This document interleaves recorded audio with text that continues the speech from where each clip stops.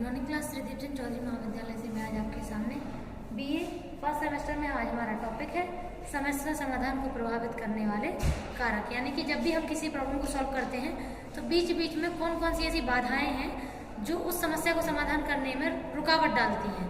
ठीक है, आज हम उनकी बात करेंगे।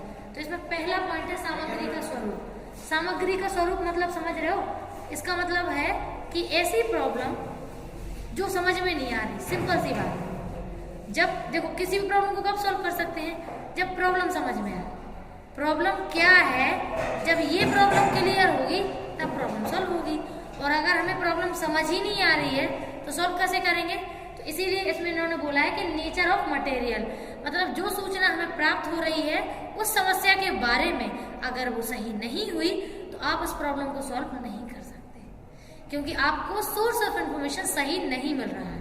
यानी कि जो सामग्री है, जो मटेरियल आपको प्राप्त हो रहा है इन्फॉर्मेशन का, वो सही नहीं है। और जब वो सही नहीं होगा तो आपको प्रॉब्लम सॉल्व करने में इश्यूज होंगे। ठीक है, नेक्स्ट है समाधान परिचय।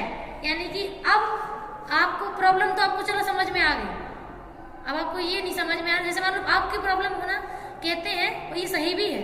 जिसकी प्रॉब्लम हो सोल्यूशन सबसे बेस्ट वही दे सकता है। क्यों? क्योंकि वो एक तो हर एंगल से उस प्रॉब्लम को समझता है। मतलब कभी कभी ऐसा होता है ना, कभी कभी मोस्ट ऑफ द टाइम ऐसा होता है कि हम लोग, चाहे वो हमारा सगा भाई हो, सगी बहन हो, बहुत अच्छा बेस्ट फ्रेंड हो, इवन मम्मी पापा क्यों ना हो, हम कभी कभी अपने एक्सपीरियंसेस उनसे वैसे ही शेयर नहीं कर पाते जैसे हम फील कर रहे होते हैं। क्यों? क्योंकि हम हैं, वो हैं। हमारी जो सेल्स ने हर एक मोमेंट में जितना जो कुछ फील किया है, जो कुछ महसूस किया है, वो हमारे सेल्स तक रहता है। हम सेल्स को कभी भी ऐसा, वैसे मशीन तो है नहीं हम कि एक प्लग लगाया और पूरा डाटा ट्रांसफर कर दिया, हो नहीं सकता ना। हम लोग हैं इंसान, तो बहुत सारे थॉट हमारे ब्रेन में ऐसी ऐसी जगह पड़े होते हैं और हमें क्लियर होते हैं, कभी कभी बताने में अजीब लगता है। वो भी ठीक है, चलो ठीक है कि इतने ओपन माइंडेड हैं या फिर नहीं लगता है कुछ भी बताने में अजीब, लेकिन फिर भी कभी कभी ऐसा होता है कि एज इट इज, जैसा यहाँ चल रहा है वैसे का वैसा अपने शब्दों के द्वारा निकालना मुश्किल होता है। समझ रहे हो ना? जैसे अभी हम जो पढ़ा रहे हैं आपको, जो कुछ भी हमारे मुंह से निकल रहा है, आप लोग समझ तो रहे हैं, आप लोग सार लेंगे, उसका जो मेन मीनिंग है वो समझ लेंगे, लेकिन क्या आप मेरे शब्दों को वैसे का वैसा समझ सकते, वैसे का वैसा याद कर सकते हैं जैसे मैं बोल रही हूँ? नहीं कर सकते ना। एज इट इज, जो हम अभी शब्द बोल रहे हैं, अगर आपसे 5 मिनट बाद ही पूछा जाए तो आप शब्दों का वही चुनाव कभी नहीं कर सकते।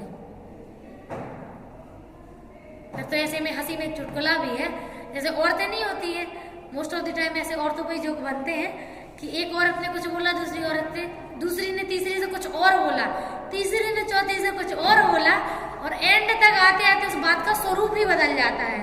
ऐसा क्यों होता है? इसका रीजन ये है कि जैसा सामने वाले ने बोला है ना, कभी भी वैसे का वैसा निकलता ही नहीं है।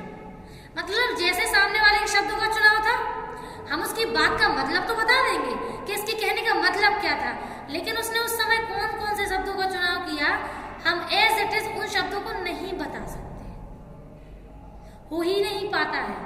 इसीलिए तो बातों की जो, जैसे आपने वो एक हेडफोन वाला गेम अगर देखा हो, उसमें क्या करते हैं, सभी लोगों के कानों में हेडफोन लगा देते हैं और म्यूजिक चला देते हैं, होता है ना ये।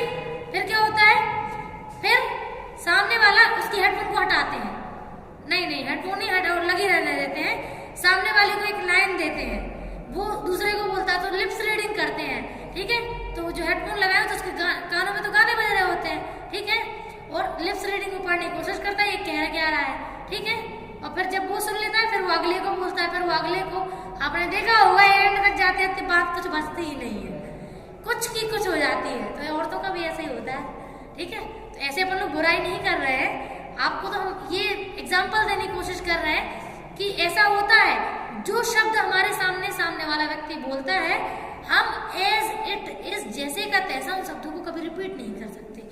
हम उसका सार बता सकते हैं कि उनके कहने का मतलब ये था, लेकिन कॉपी पेस्ट नहीं कर सकते हैं क्योंकि हम मशीन नहीं है। ठीक है, इसीलिए बहुत सारे अपने इमोशन ऐसे होते हैं जिनको एज इट इज हम कभी शेयर कर ही नहीं पाते हैं। ठीक है, क्यों? तो अब प्रॉब्लम, जब तक प्रॉब्लम समझ में नहीं आएगी तो प्रॉब्लम का समाधान कैसे मिलेगा? ठीक है। तो प्रॉब्लम अगर सही समझ में आ रही है तो समाधान भी आपको आपसे ही देना पड़ेगा। फैमिलियरिटी का मतलब होता है कि आपसे ही जुड़ा हुआ ऐसा समाधान जो आपसे ही कनेक्ट है। अब देखो हम तो कितने भी सॉल्यूशन देने की कोशिश कर लें, लेकिन अगर मान लो आपको प्रॉब्लम का सॉल्यूशन सूट ही नहीं कर रहा है, आप एग्री नहीं है, वो सुना है ना डायलॉग, सुनो सबकी करो मन की, करते भी यही है लोग। प्रॉब्लम अपनी शेयर कर लेते हैं अपना मन हल्का करने के लिए, वो अच्छा भी है, ठीक है, कोई दिक्कत नहीं, करना चाहिए है। ये जो अपने पप्पा बैठे हैं ना सिगमंड फ्रॉइड, इन्होंने सबसे अच्छी मेथड दी थी कैथारसिस। कैथारसिस का मतलब होता है प्रॉब्लम को शेयर करना। आधी प्रॉब्लम तो वैसे ही ठीक हो जाती है। आप अपने साथ भी एक्सपीरियंस कर रहा हो, हमेशा करना भी ये चीज अप्लाई। कभी ये मत सोचना कि हम अपनी प्रॉब्लम शेयर करेंगे तो लोग क्या सोचेंगे, कुछ भी नहीं सोचेंगे वो, ठीक है। आपको तो अगर आपको कोई चीज बहुत ज्यादा प्रॉब्लम दे रही है ना, यहाँ पे बार बार घूम रही है, बाहर नहीं निकल रही, क्योंकि प्रॉब्लम जब तक यहाँ से नहीं निकलेगी तब तक यहाँ घूमती रहेगी, और जब तक यहाँ से शब्द बन के यहाँ से निकल गए ना मुंह से, फिर उसके बाद आपको प्रॉब्लम नहीं होती है। हाँ, सेल्फ टॉकिंग अच्छी है, हम तो बहुत ज्यादा करते हैं। कभी कभी लोग, मम्मी तो कहती है बाप ना क्या हो गया तुम्हें, इसीलिए तो सेल्फ टॉकिंग अच्छी चीज है। जब हम अपने आप से बात करते हैं तो वास्तव में अपनी जो ओरिजिनलिटी, अपनी जो हकीकत है उसको फेस कर लेते हैं, ताकि दूसरे को वो दिखाने की जरूरत नहीं पड़ती है कि तुम वास्तव में कर क्या रहे हो, ठीक है। और शेयर तो करना ही चाहिए, ठीक है। और कुछ ऐसे लाइफ में दोस्त होने चाहिए, बहन भाई होने चाहिए, इवन मम्मी पापा भी होने चाहिए जिनसे अपनी पर्सनल लाइफ शेयर कर सकें, ठीक है। तो समस्या का समाधान हम कब कर सकते हैं, जब समस्या को समझ पाए, ठीक है। अब आपको हमने देखो ग्रुप में मैसेज डाला था परसों, स्टेटस भी बनाया था कि यहाँ पे सब कुछ सिखाया जाना है, कंपटीशन की कोचिंग के लिए भी है, और आप क्या बोलते हैं जो अदर एक्टिविटीज है कंप्यूटर वगैरह है वो सब कुछ सिखाना है यहाँ पे, ठीक है। तो जिसको जिसमें भी इंटरेस्ट हो अपना नाम लिखा दे। हाँ बस ठीक है, चलो। अब है समस्या का आकार, साइज ऑफ प्रॉब्लम, ठीक है। तो अब प्रॉब्लम मान लो बहुत ही ज्यादा लेंथी है, उसका आकार बहुत ज्यादा बड़ा है, तो आप मुझे ये बताओ प्रॉब्लम को जल्दी सॉल्व कर सकते हो क्या, नहीं कर सकते हो ना, तो फिर एक एक करके सॉल्व करना पड़ेगा। नेक्स्ट है व्यक्तिगत भिन्नता। व्यक्तिगत भिन्नता का मतलब है हर व्यक्ति अलग, हर बात अलग, हर काम अलग। तो जब व्यक्तिगत भिन्नता अलग होगी तो सॉल्व करने का तरीका भी तो अलग होगा उसका प्रॉब्लम को, तो अब उसमें दिक्कतें भी बहुत ज्यादा आती हैं। तो पहले है यौन भिन्नता। आप जानते हो मेल अलग तरीके से प्रॉब्लम सॉल्व करते हैं बॉयज, और फीमेल्स यानी कि गर्ल्स अलग तरीके से करती है, क्योंकि नेचर अलग होता है उनका। नेक्स्ट है बुद्धि। तो आईक्यू के ऊपर भी डिपेंड करता है प्रॉब्लम सॉल्व करने में, ठीक है।